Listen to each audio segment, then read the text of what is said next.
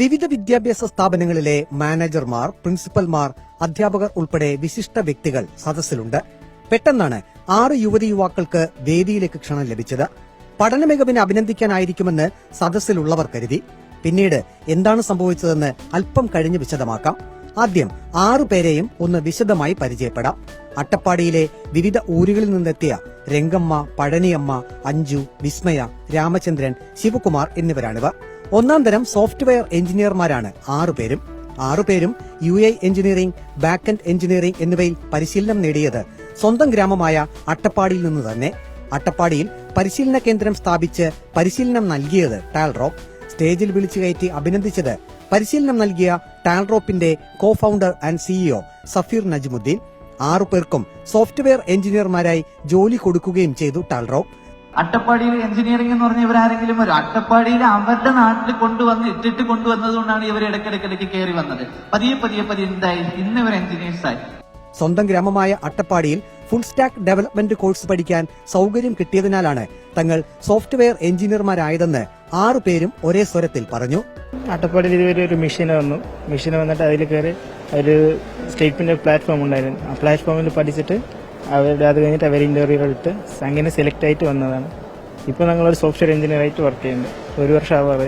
ഞാൻ ഡിഗ്രി കഴിഞ്ഞിട്ടാണ് ഇതിലേക്ക് ജോയിൻ ചെയ്തത്. അപ്പോൾ നാട്ടിൽ ഇതുവരെ ഒരു സെന്റർ വന്നിട്ടുണ്ട്, അങ്ങനെ അറിഞ്ഞിട്ട് ജോയിൻ ചെയ്തു. അതിനുശേഷമാണ് അറിഞ്ഞത് ഇത് പഠിക്കുമ്പോൾ നമുക്ക് എഞ്ചിനീയർ ആവാം. ആ ഒരു ഇത് ഏതായാലും പഠിക്കാൻ തീരുമാനിച്ചു. അങ്ങനെ പഠിച്ചു. അതിനുശേഷം പ്ലേസ്ഡ് ആയി വർക്കിന് കയറി. ഇപ്പൊ എഞ്ചിനീയർ ആണ്. അപ്പോൾ ഇങ്ങനെ ഒരു പൊസിഷൻ നിൽക്കാൻ പറ്റുമെന്ന് പ്രതീക്ഷിച്ചുകൊണ്ടിരുന്നില്ല.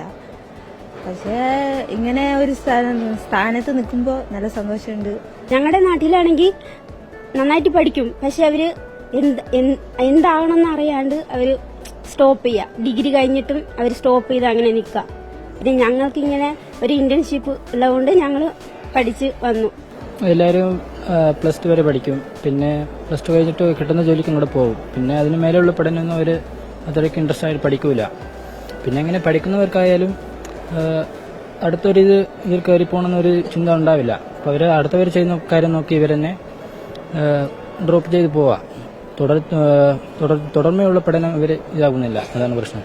ഞങ്ങളൊട്ടും പ്രതീക്ഷിച്ചില്ല ഇങ്ങനത്തെ ഒരു മിഷൻ അട്ടപ്പാടിയിൽ വരുമെന്ന്. അപ്പം അങ്ങനെ വന്നതുകൊണ്ട് ഞങ്ങൾ പഠിച്ച് ഇന്നവരെ ഇപ്പോൾ ഈ ഒരു സ്റ്റെപ്പിലൂടെ നടക്കാൻ സാധിച്ചതിൽ ഭയങ്കര ഹാപ്പിയാണ്.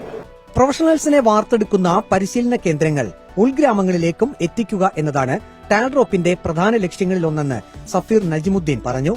നമ്മുടെ ഗ്രാമങ്ങളിലൊക്കെ സൂപ്പർബ് ഇന്റലിജന്റ് മാൻ പവർ ഉണ്ട്. ഇവരെ കണ്ടെത്താനോ അവർക്കൊരു ഇൻഡസ്ട്രി എക്സ്പോഷർ കൊടുക്കാനോ നമുക്ക് പറ്റുന്നില്ലെങ്കിൽ ഇവിടെ ആമസോണും ഫേസ്ബുക്കും ഒന്നും ഉണ്ടാകില്ല. നമ്മുടെ ഗ്രാമങ്ങളാണ് ഡെവലപ്പ് ചെയ്യേണ്ടത്. 20,000-ഓളം ഗ്രാമങ്ങൾ അല്ലെങ്കിൽ വാർഡുകളായിട്ട് കിടക്കുന്ന കേരളത്തിലേക്ക് നമുക്ക് ഓരോ വാർഡുകളിലേക്കും എത്താൻ കഴിയുന്നുണ്ടോ എന്നൊരു ചോദ്യമുണ്ട്. ഇപ്പൊ അട്ടപ്പാടിയിൽ നമ്മളൊരു IT പാർക്ക് 2021 കൊണ്ടുവരുന്ന സമയത്ത് നമ്മുടെ ആശയം ഇതായിരുന്നു. അവിടെ ഒരു 3 കമ്മ്യൂണിറ്റികളായിട്ട് 192ഓളം ഊരുകളുണ്ട്. ഈ 192 ഊരുകളിലും ഓൺടർപ്രണേഴ്സും എഞ്ചിനീയേഴ്സും ഡോക്ടേഴ്സും എല്ലാം വരുമ്പോഴാണ് അവരുടെ ഊരുകളിലുള്ള പ്രോഡക്ട്സുകൾ ഇന്റർനാഷണൽ മാർക്കറ്റിലേക്ക് പോകുമ്പോഴാണ് ആ നാട്ടിലെ ഡെവലപ്മെന്റ്സ് ഉണ്ടാകുന്നത്. പക്ഷെ അതിനുള്ളൊരു സാഹചര്യം അവിടെ ഉണ്ടോ എന്നൊരു ചോദ്യമുണ്ട്. ഇപ്പൊ നമ്മൾ കൊച്ചിയിലേക്ക് വരണം, ബാംഗ്ലൂരേക്ക് വരണം എന്ന് വിളിച്ചു കഴിഞ്ഞാൽ അട്ടപ്പാടിയിലെ കുട്ടികൾ വരില്ല. നമ്മൾ അവരടുത്തേക്ക് ചെല്ലണം, എന്നിട്ട് അവർക്കിത് പരിചയപ്പെടുത്തണം. ആദ്യം അവരിങ്ങനെ അമാന്തിച്ച് നിൽക്കും, അവർ വരില്ല, അവരൊരിക്കലും അത് മനസ്സിലാക്കില്ല. കാര്യം അവർക്ക് പറ്റുന്നതല്ല എന്ന് തന്നെയാണ് അവർ വിശ്വസിക്കുന്നത്. പക്ഷെ നമ്മൾ ചെന്ന് അവിടെ നിന്ന് അവർക്ക് പറ്റുന്നതാണെന്ന് കാണിച്ചു കൊടുക്കുമ്പോഴാണ് അവർ അതിലേക്ക് കയറണം. കുറച്ച് പേര് കയറും. ഇപ്പൊ ഒരു 6 എഞ്ചിനീയേഴ്സ് വന്നപ്പോൾ എന്ത് ചെയ്തു? അടുത്തപ്പോൾ രണ്ടാമത് 150 സീറ്റ്സുകളിൽ അവിടെ വരെയാണ്. ഇപ്പൊ ശാന്തി മെഡിക്കൽ ഇൻഫർമേഷൻ സെന്റർ, ഉമാ മാമൊക്കെ ആയിട്ട് നമ്മൾ ചേർന്നിട്ട്, ഉമാ പ്രേമൻ മാമൊക്കെ ആയിട്ട് ചേർന്നിട്ട് നമ്മളിവിടെ 2ാം ഘട്ട ഡെവലപ്മെന്റ്സ് വരുമ്പോൾ ഇപ്പൊ എല്ലാവരും അവിടേക്ക് വരുന്നുണ്ട്. കാര്യം ഇന്നിവിടെ റിസൾട്ട്സ് ഉണ്ട്. അപ്പൊ നമ്മൾ പറയുന്നത് റിസൾട്ട് കാണിച്ചു കൊടുക്കണം ഫസ്റ്റ്. അവർക്ക് മോഡലാക്കാൻ പറ്റും. അമേരിക്കയിൽ ആരോ ഉണ്ട് എന്ന് കരുതി ഇവർ മോഡലാവില്ല. അട്ടപ്പാടിയിൽ നിന്ന് എന്റെ ചേട്ടന്മാരും ചേച്ചിമാരും ഇതാ ഉണ്ട് എന്ന് പറയുമ്പോഴാണ് അടുത്ത ജനറേഷൻ അത് ഫോളോ ചെയ്യണം. ഇതിങ്ങനെ എല്ലാ സ്കൂളുകളിലും ഈ എക്സാമ്പിൾസ് വേണം. എക്സെപ്ഷൻസ് എവിടെയെങ്കിലും ഉണ്ടായിട്ട് കാര്യമില്ല. എക്സാമ്പിൾസ് നമ്മുടെ സ്കൂളുകളിലും കോളേജുകളിലും ക്രിയേറ്റ് ചെയ്യണം. ആ പേർപ്പസോടുകൂടിയാണ് ഇപ്പോൾ റിപ്പോർട്ടും ഡയറക്ടറും കൂടി ഈ കോൺക്ലേവ് ചെയ്യുന്നതും.